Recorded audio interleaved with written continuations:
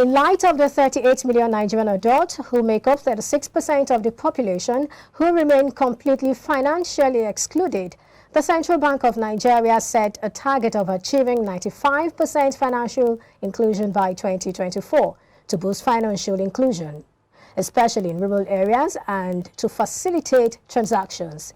It is in view of this that payment service banks, that's PSB licenses, have recently been awarded to telecommunications companies, that's for MTN Nigeria and Airtel. Now, this increases the number of telcos operating PSBs to 4, with Globacom and 9 Mobile already in existence. What are the opportunities? Well, let's get talking right away. We're joined by Femi Olukotun, the CEO, Brook Heritage Capital Limited.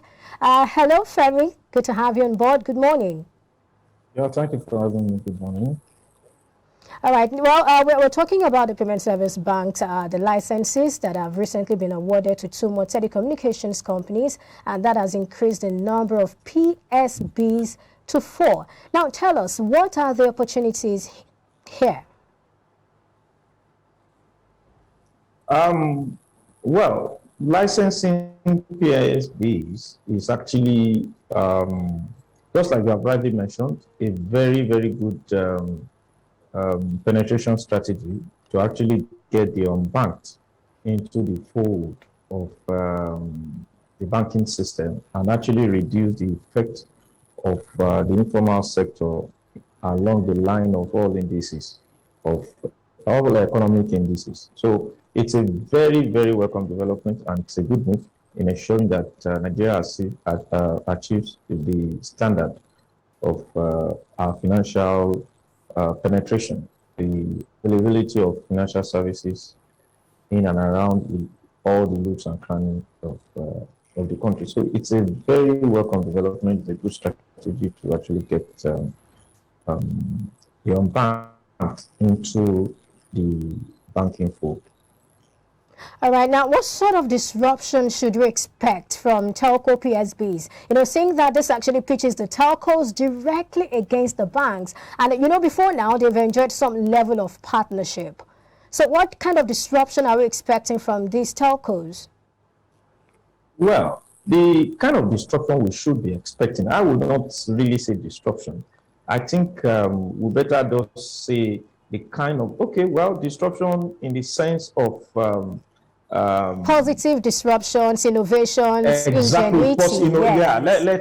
Innovations and ingenuity. Innovations, because what I'm saying that is that no matter what you are as a PSB, the rule is also saying that you must patronize commercial banks, and certain level of your deposit after you've gotten them and you are not using them in a day should actually be with deposit money banks. So you find out that invariably the deposit money banks will actually be chasing the PSBs to ensure that as soon as they are actually going into the rural areas to actually get the unbanked into the system, they will also see there's also going to be a competition amongst the deposit money banks to ensure that PSBs sees them as their reliable partner in the area of ensuring that they also would their deposit. So you find out that it's going to be a win-win for the country as a whole. And we are going to have the competition itself will come with the telcos that are getting the license, because it means that anywhere your phone can actually work,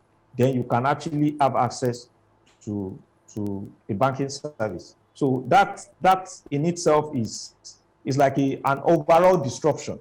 So, and just like you have said, a positive disruption along the Nigeria financial system.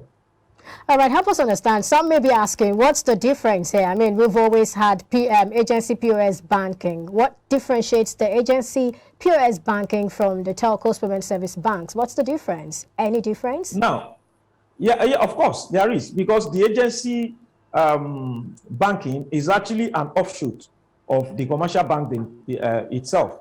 But in this context now, the PSBs are mainly direct licensed banks by central bank, and that's why we call them payment service banks. The only difference in the operational arrangement between PSB and a deposit money bank is the fact that the PSBs cannot actually give out loans, but they can mop up deposits, and you can assess your deposit as soon as you drop it in there. So, and that is why it is more of a rural focus.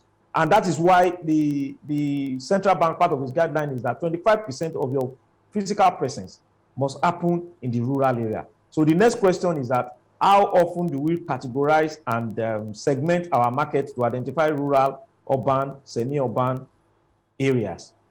So I can say that the agency banking is actually an offshoot of the deposit money banks, and the PSB bank in itself, the PSB banks in its own right is actually like saying that if I can have access to a phone, I can also have access to banking facility. All right, I want to take you on this one. You know, with 38 million Nigerian adults who remain completely financially excluded, we see that there is that likelihood that a good percentage of these people do not have access to the internet. Now, looking at this, who is better positioned to get these people on board? Well, when we say who is better positioned to get these people on board, I think the telcos are the ones. The telcos, in the sense that even we in the urban area, we ensure that our relatives in the rural area, we can connect them via phone. And that is clear. So which means if you can connect you via phone, you can also have a bank account via phone.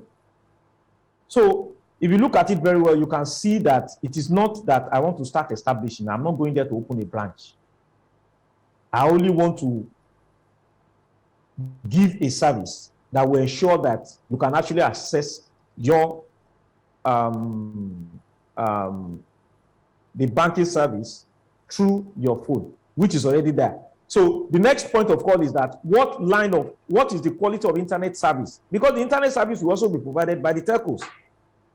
So it means that as soon as you are actually going out in there to provide the service of basic telecommunication, you are providing the service of data, you are providing data service, yes. You are providing data service, and you're actually complementing that with a PSB. So, and that is why the central bank is saying that go and register a subsidiary of yours that is mainly going to focus on PSB. So, and that's why you are seeing Money Master by Globalcom and what have you. So the question is that it is the same central offshoot of telecom company that is providing data, providing the telecoms communication service, which is basic the traditional telecommunication service, which is the core, with core service, data service, and PSB service. So every serious telco now that is going into payment system, which is PSB, is actually must have a robust boutique of service to ensure that you can enjoy these three layers. So it's not that you are relying on somebody to do something. And this is where the mast that various telecommunication companies have actually been installing around. This is where it becomes very efficient, because that is where you now do an interconnectivity of your service. Because now you have 3 in 1 as it is. So, which is the PSB, the core service, and the data service. All right, now how can the regulator ensure fair playing ground for the PSBs and the banks? You know, saying that banks may be easily seen as disadvantaged with this development. Sorry. Can you come up? Okay, I was talking about, now we're talking about the fact that there's going to be competition. And when you look at this competition, to some extent, it feels like, well, maybe the telcos are more advantaged. So how can the regulators ensure a fair playing field for everyone? It's not stable. Can you hear me? Okay, sorry, so if you can hear me. The network, I'm not hearing you. Okay, I can hear you now. Can you hear me?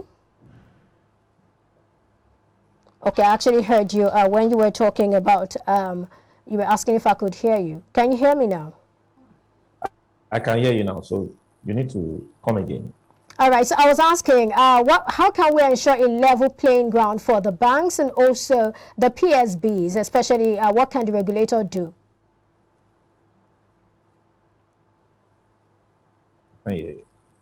Sorry. Okay, I was talking about what the regulators can do to ensure a fair playing ground for the PSBs and the banks. Because when we look at this, it feels that to a very large extent, the PSBs are better positioned to achieve some of those things. And we also have the banks, and they're in competition. And we also see that to a very large extent, there is this sort of partnership that is expected between them. So the question is, how can the regulator ensure a fair playing ground for these two components? Sorry, I did not really get the question, but I think the earlier part of the question, I think it was breaking, but if I can get you well, it's how will the regulator ensure that there is a level of complement, a level of, yes, a level of complementary relationship between the PSB and fairness. Talking about fairness, yes, fairness, yes, fairness. Yeah, you see, what is going to happen is that, and if you observe it, in the last 5 years, we have seen banks trimming down their branches. And it is the PSBs that are going to go in, and that is why they actually embrace the agency banking, because they discovered that you cannot be everywhere physically. And in ensuring that... Can I come in here? You just talked about the agency banking. Don't you think the banks are probably going to see the PSBs as a direct, affront on the agency banking? No, the PSBs are coming like a relief for the banks. Are the banks asking for a relief? They need it. The truth is that they need it. And okay, for example, we had a very serious upsurge in cost of diesel. And you see the branches that are ready to actually give you the service till 5. I guess we're having challenges hearing him. But of course, the conversation just became more interesting, talking about whether or not the banks actually need the services of the PSBs, and if the banks see them as an affront or what have you. Can you hear me now? I can hear you now. All right, please go ahead. Now, what I'm saying is that they are going to come in form of complementing the banks. That is what the banks will see. And that is what, okay, let me say that is what the bank should see. Okay. Because the agency banking itself is actually like going in out there to structure a system. Meanwhile, to build a structure, Meanwhile, the PSBs, the telcos, already have the structure there. In fact, there are some areas you get to in the northern part and in the extreme southern part of Nigeria, where you will be shocked to find masts, telecom masts there. So it means the structure is already there. The network is already there. So it's just a matter of the deposit money bank, DMBs, now lobbying the PSBs to ensure that you have them in your books as deposit customers, which is what you actually want to do with the agency banking. So invariably, there will be an element of a complementary service rather than a competitive service.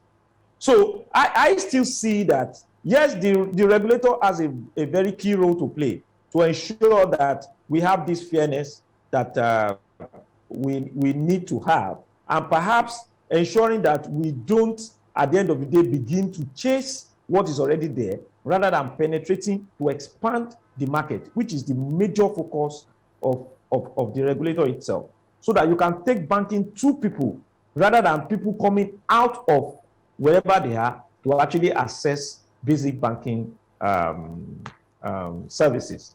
So I think in the market is huge enough for everybody to choose and carve a niche for itself to operate, both the agency and the payment service banks. Now that you've talked about the market, tell us about the opportunities therein, maybe job opportunities and some other opportunities therein in this particular arrangement, with this particular arrangement.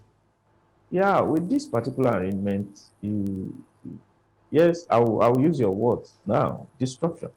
You see a lot of banking that can actually be done remotely. So what that tells me, I guess it's the network playing a fast one there. But of course, he was talking about the available opportunities that are, the opportunities that are bound with this arrangement, be it the PSB or even the agency banking. Can you hear me now? yeah, I can hear you now. Okay, I would like you to wrap up on that thought so we close the conversation. Okay, now the opportunities is very huge. Just like I used to say, the opportunities in Nigeria today.